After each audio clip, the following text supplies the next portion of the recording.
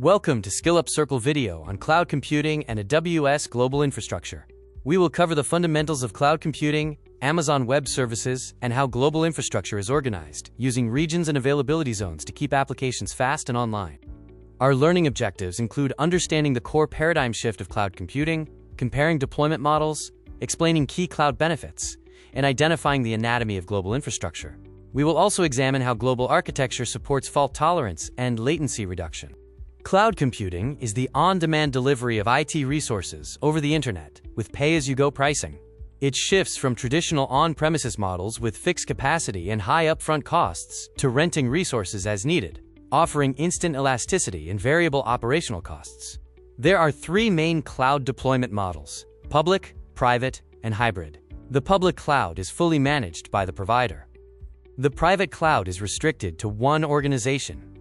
The hybrid cloud connects on-premises infrastructure to the public cloud. Key benefits of the cloud include trading capital expenses for operational expenses, achieving economies of scale, eliminating the need to guess capacity through elasticity, and the ability to go global in minutes by deploying applications worldwide.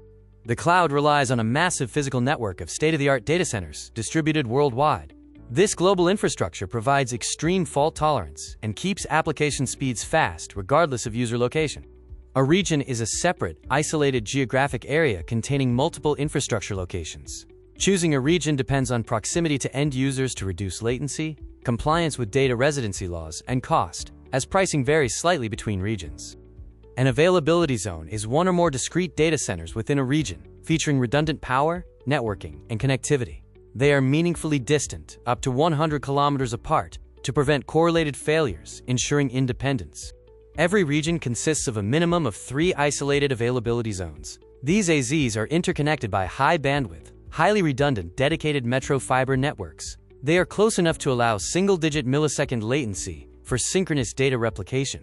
The edge infrastructure includes local zones, extensions of a region in large population centers, and edge locations, a global network of CDN endpoints. Both bring compute and content closer to users, minimizing latency. A common pitfall is the single server trap. Launching one server does not guarantee high availability. A resilient architecture requires designing your application across multiple availability zones within a region, ensuring it remains online even if one AZ fails. High availability systems operate continuously without intervention. Fault tolerance is the ability to remain operational if components fail. Multi-AZ deployment, like a multi-AZ database, ensures synchronous replication. An AZ failure triggers an automatic failover, preventing outages. Now here is a mini-lab to help you get hands-on experience. Follow these steps to map your mental model to the actual console, including exploring the dashboard and switching between regions. Finally, test your knowledge with a few questions. Consider the cloud deployment models, the structural relationship between regions and availability zones, and the cloud benefit that allows automatic resource scaling. This glossary summarizes the key terms we covered, including availability zone, cloud computing, edge location, elasticity, fault tolerance, high availability, latency, local zone, region, and scalability.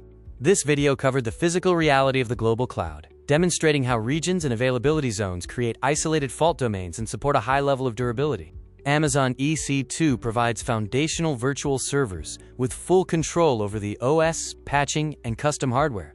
It offers 3 key pricing models: on-demand, reserved/savings plans, and spot instances. Amazon S3 offers infinitely scalable object storage with an exceptional 11 nines of durability. It features tiered storage classes ranging from hot for high performance to cold for archival needs, often used for data lakes and static website hosting. Amazon ECS provides AWS native container orchestration, offering a high degree of integration with other AWS services. It is ideal for fully AWS native workloads desiring fast time to market without the complexity of Kubernetes overhead. Amazon EKS offers a managed Kubernetes ecosystem, providing flexibility and control over the environment. It is suitable for users with multi-cloud portability requirements, advanced custom schedulers, and existing in-house Kubernetes expertise. AWS Fargate, serverless compute engine for containers. A pay-as-you-go way to run containers, where AWS manages the servers for you, so you only focus on your application code. Consumption-based, Build for vCPU and memory resources requested per second can be more expensive than EC2 for steady-state 24/7 workloads. Running containers on EKS or ECS without managing, scaling, or patching underlying virtual machines. AWS Lambda, event-driven serverless compute service. A tool that lets you run small pieces of code in response to events without setting up or managing any servers. You only pay for the time the code executes. Charged per request and execution duration. Provisioned concurrency incurs continual charges even without requests. Potential for high costs if triggered excessively. File processing, database triggers, real-time stream processing, and mobile backends. Amazon Relational Database Service, RDS. Managed relational database service for engines like MySQL, Postgres, MariaDB, SQL Server, and Oracle. A service that handles the setup, patching, and backups of traditional databases so you do not have to worry about server maintenance. Hourly instance charges and provisioned storage costs continue, even if the database is idle. Multi-AZ deployments and provisioned IOPS increase costs. Traditional business applications, web apps, and production workloads requiring high availability. Amazon Aurora, cloud-native, high-performance managed relational database. A high-speed, enterprise-grade database compatible with MySQL and Postgres that is faster and more reliable than standard engines. Build, for instance, hours, storage used, and I/O operations.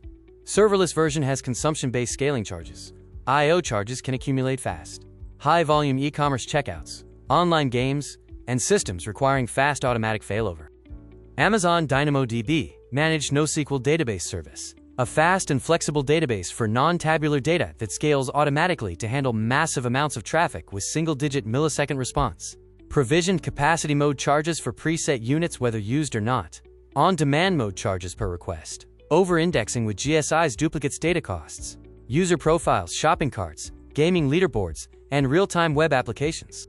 Amazon Simple Queue Service, SQS, fully managed message queuing service. A digital waiting line that holds tasks or messages so that different parts of an application don't have to wait for each other. Pricing is based on the number of API requests and data transferred, decoupling microservices, buffering requests, and processing tasks asynchronously. Amazon Simple Notification Service, SNS, managed pub/sub messaging and mobile notifications.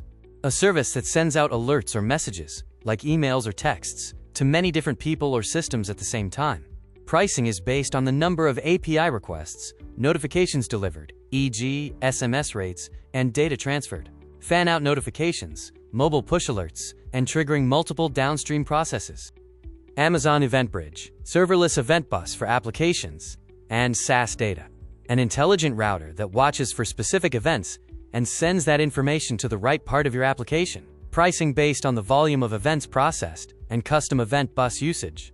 Building event-driven architectures and integrating third-party SaaS application events. This is an AWS Architect's Decision Matrix. Thank you for watching this video. For more learning resources, visit the SkillUp Circle website and connect with us on social media.